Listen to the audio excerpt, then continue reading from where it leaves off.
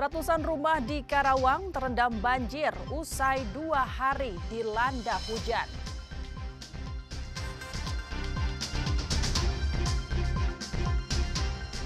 Banjir rob Indramayu, BPBD tetapkan status tanggap darurat.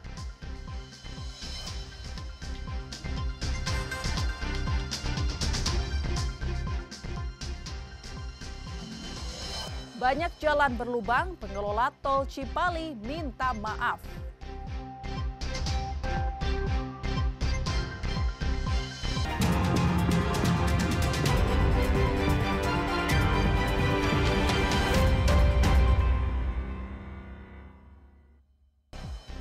Selamat pagi saudara, selain ketiga informasi utama tadi, kami masih memiliki informasi menarik lainnya. Saya, Ninda Destiani, akan menemani Anda dengan berita independen terpercaya. Kita simak Kompas Jabar selengkapnya.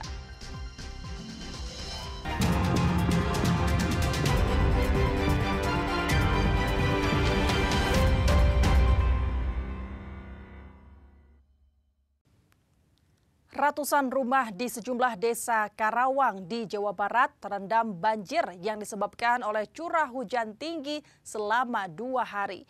Imbasnya lebih dari 300 warga terdampak dan mengungsi ke tempat pengungsian.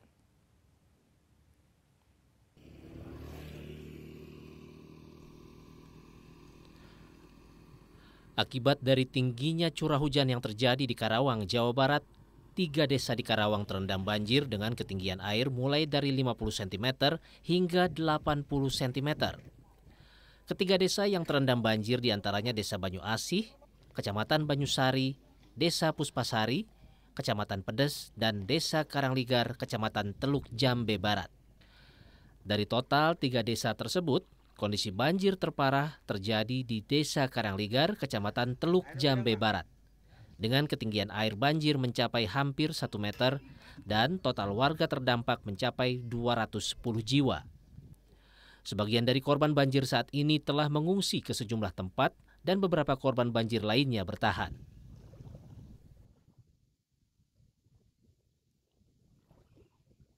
Baik, untuk kondisi saat ini air terhitung setak ya dari ketinggian 80 cm ini.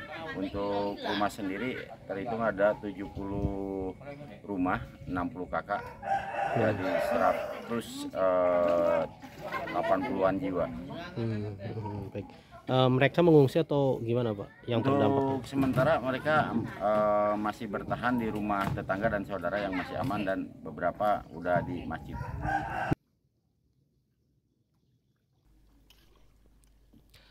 Banjir yang saat ini merendam 3 desa berpotensi terus meluas, mengingat saat ini cuaca masih mendung dan beberapa wilayah diantaranya mulai kembali turun hujan. Adi Wahadi, Kompas TV, Karawang, Jawa Barat. Air pasang masih merendam sejumlah rumah warga di Kampung Nelayan Pesisir Pantai Utara atau Pantura, Kabupaten Indramayu, Jawa Barat. Terkait kondisi tersebut, BPBD Kabupaten Indramayu, Jawa Barat menetapkan status tanggap darurat, sementara untuk membantu warga mendirikan dapur umum.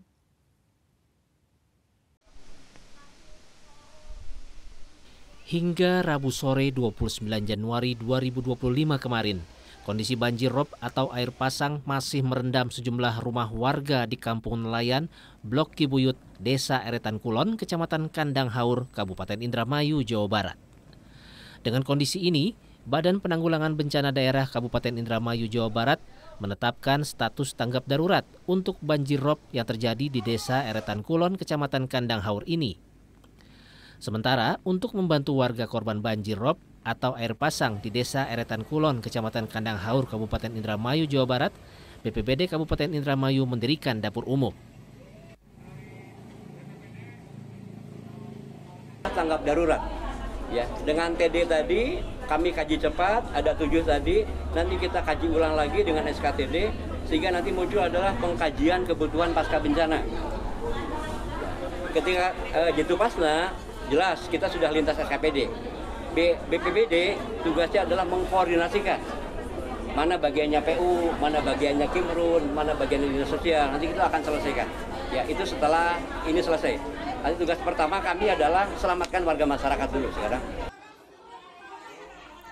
Kini sebagian warga korban banjir rob atau air pasang di Desa Eretan Kulon, Kecamatan Kandang Haur, Kabupaten Indramayu, Jawa Barat, sebagian warga sudah di tempat evakuasi yang disiapkan oleh BPBD Kabupaten Indramayu. Fadlianto Sugiono, Kompas TV, Indramayu, Jawa Barat.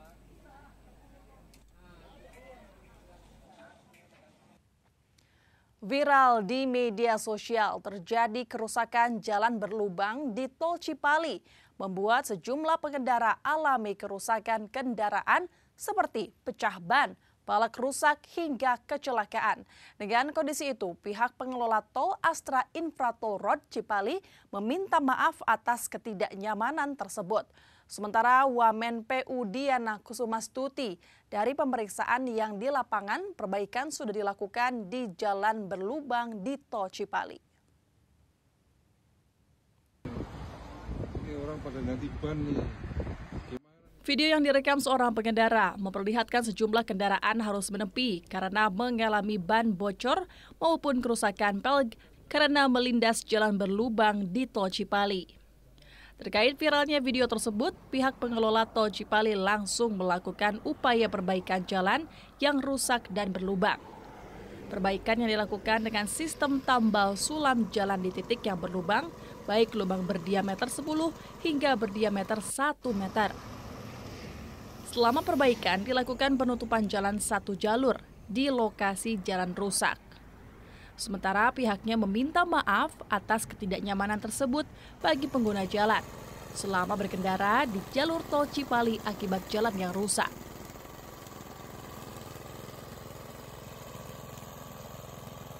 Menanggapi perbincangan terkait dengan lubang di Tol Cipali, kami dari Astra Infratol Cikopo Palimanan menyampaikan permohonan maaf kami atas gangguan tersebut. Sekaligus mengkonfirmasi bahwa benar terdapat beberapa lubang di sebagian ruas Tol Cipali. Kejadian ini disebabkan oleh beberapa faktor, yang salah satunya adalah curah hujan yang cukup tinggi beberapa hari belakangan. Hingga saat ini kami terus berkoordinasi secara internal dan juga telah melakukan penanganan terhadap keluhan yang disampaikan oleh pengguna jalan. Pihak tol juga akan bertanggung jawab dan akan melakukan penggantian atas kerusakan kendaraan yang diakibatkan jalan rusak. Sementara Wakil Menteri Pekerjaan Umum Diana Kusumastuti yang melakukan inspeksi dengan meninjau langsung ke lokasi jalan rusak Tol Cipali, memastikan jika perbaikan sudah dilakukan pihak Astra Tol Cipali. Di Cipali memang kemarin saya dengar banyak lubang-lubang dan akhirnya menyebabkan kendaraan tadi pecah ban, ya, kemudian bahkan peleknya juga bisa. Tapi tadi kita lihat bahwa perbaikan-perbaikan itu sudah dilakukan, ya. Jadi ketika ada lubang, kemudian terinformasi, mereka langsung melakukan perbaikan. Cuma perbaikan-perbaikan itu kan sebenarnya juga butuh waktu, ya.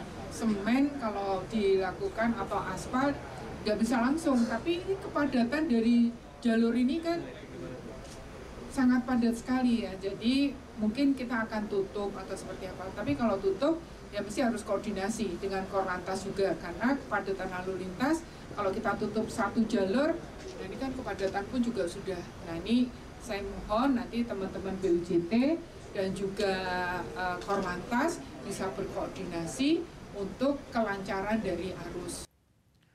Untuk mengurai kemacetan arus lalu lintas Tol Cikampek arah Jakarta pada puncak arus balik long weekend, kepolisian menerapkan rekayasa lalu lintas kontraflow sepanjang 18 km hingga kemacetan bisa terurai.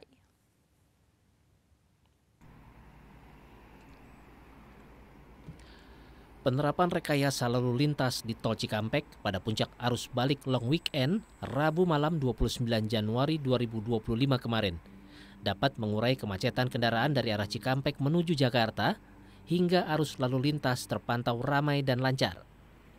Sebelum diterapkan rekayasa lalu lintas kontraflow, kemacetan di Tol Cikampek terjadi pada Rabu sore hingga malam, mulai dari gerbang tol Kalihurip Utama hingga tanjakan tol layang MBZ.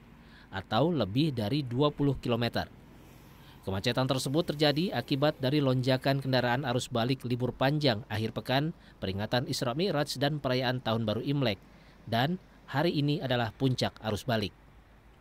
Melihat kemacetan tersebut, Jasa Marga bersama kepolisian langsung berupaya mengurai kemacetan dengan menerapkan rekayasa lalu lintas kontraflow mulai dari kilometer 65 wilayah Dawat hingga kilometer 48 tanjakan tol layang MBZ di wilayah Teluk Jambe Barat.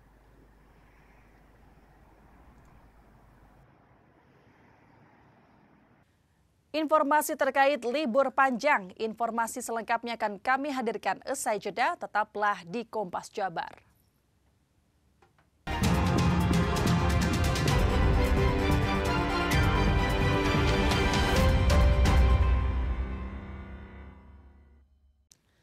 Kebun Binatang Bandung selalu menjadi primadona ketika libur panjang tiba. Salah satunya seperti libur Tahun Baru Imlek. Sejak dibuka pukul 9 pagi, Kebun Binatang Bandung sudah dipadati pengunjung.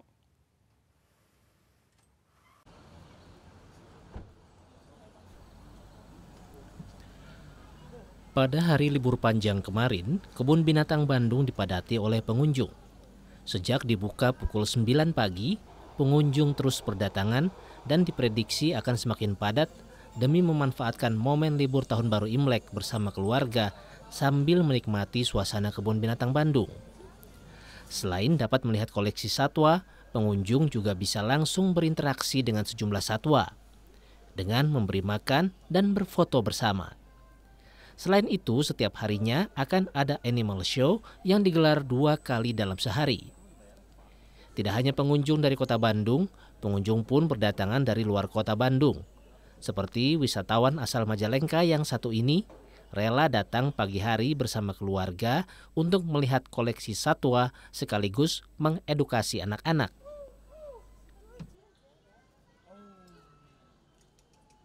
Dari Majalengka. Dari Majalengka, ini sengaja datang ke kebun binatang sejak pagi hari atau gimana sih? Betul, kita dari Majalengka berangkat pagi, sampai sini baru buka langsung masuk. Dalam rangka libur Imlek. Betul. Kenapa sih milih kebun binatang Bandung sih? Karena kan di sini bisa edukasi anak-anak juga ya, cocok gitu buat edukasi. Dan kebetulan lagi libur dan kita ke kebun binatang jadinya.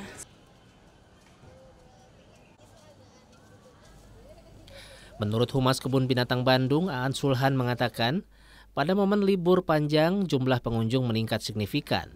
Perharinya bisa mencapai 1.500 pengunjung, dibandingkan hari biasanya yang hanya 700 pengunjung.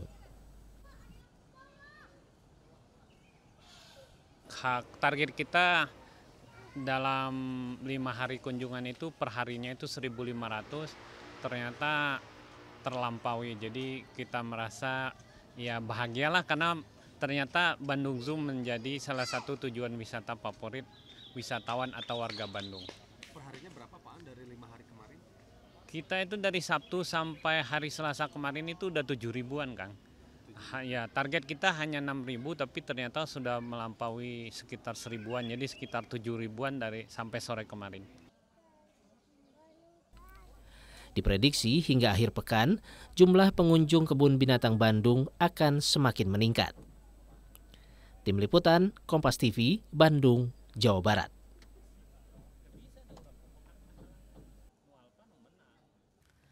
Libur panjang Isra Mi'raj dan Tahun Baru Imlek, sejumlah pusat oleh-oleh di Sukabumi, Jawa Barat diburu pembeli. Salah satunya Mochi Kaswari yang ada di Jalan Bayangkara, Kota Sukabumi.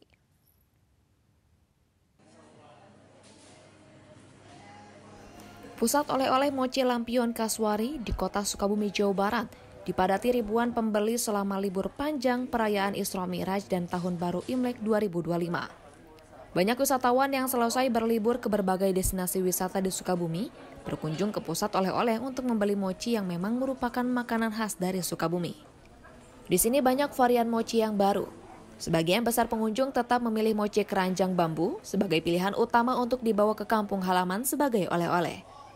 Menurut Irma, salah satu pengunjung dari Bekasi mengatakan, ia dan keluarganya selalu berkunjung ke Mochi Lampion apabila berlibur ke Sukabumi untuk membeli oleh-oleh untuk keluarga dan juga kerabatnya.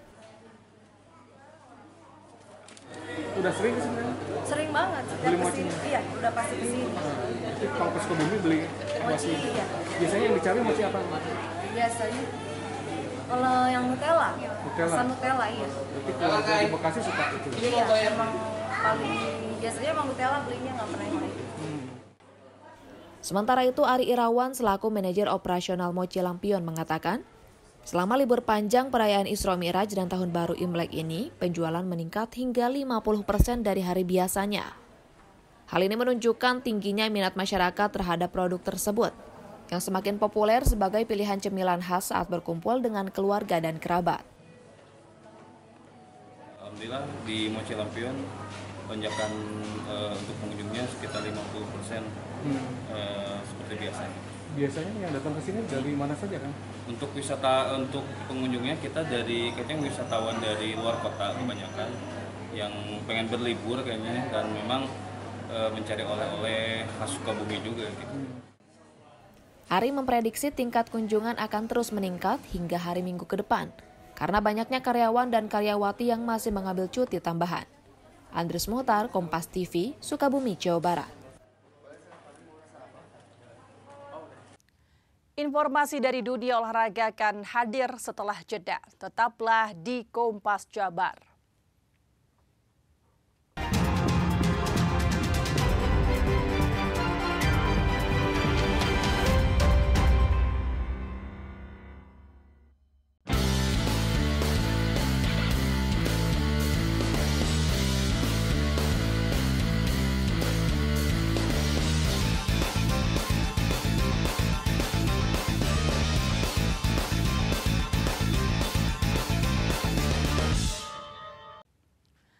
Timnas Indonesia U20 akan bertemu India U20 di laga terakhir U20 Challenge Series Kamis malam. Di laga terakhir ini Garuda Muda akan bermain lebih menyerang karena di dua laga sebelumnya gagal mencetak gol. Timnas Indonesia U20 menjalani sesi latihan resmi di lapangan Tor Surabaya Rabu sore sebagai persiapan melawan India U20. Latihan fisik dan strategi permainan diberikan pelatih Indra Safri agar bisa mengalahkan India di laga terakhir U20 Challenge Series Kamis malam. Laga ini juga menjadi uji coba terakhir sebelum penentuan nasib pemain yang akan dibawa ke Piala Asia U20 di Tiongkok Februari.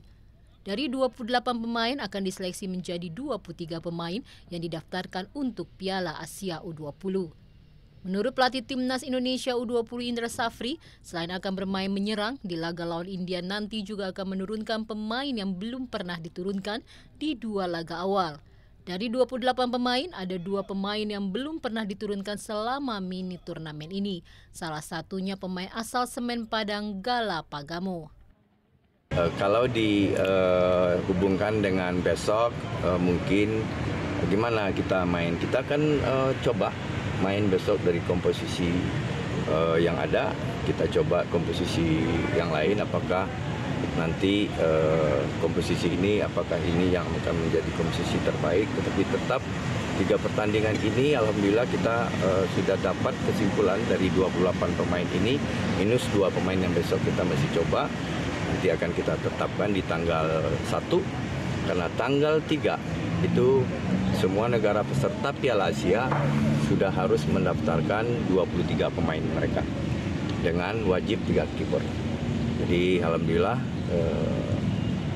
uji coba yang 3 kali ini memastikan siapa-siapa saja yang akan kita daftarkan. Tentu kita perlu memperbaiki dari sisi komunikasi kita sama pemain dan chemistry kita sama pemain juga, karena mungkin kita juga baru gabung dan masih 28 pemain dan belum tetap, dan ya kita di hotel juga evaluasi bagaimana cara chemistry kita secara pemain, antar pemain juga, dan semoga di pertandingan besok lebih baik lah. Laga menghadapi India U20 akan menjadi kesempatan terakhir pemain untuk menunjukkan kualitasnya agar terpilih masuk skuad Garuda Muda di Piala Asia U20 di Tiongkok. Mahendra Triginanjar, Kompas TV, Surabaya, Jawa Timur.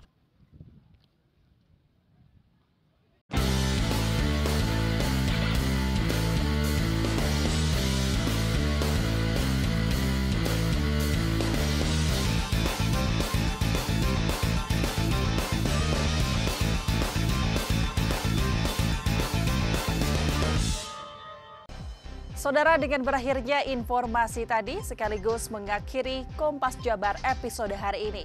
Saya Ninda Destiani beserta kru yang bertugas mengucapkan terima kasih dan sampai jumpa.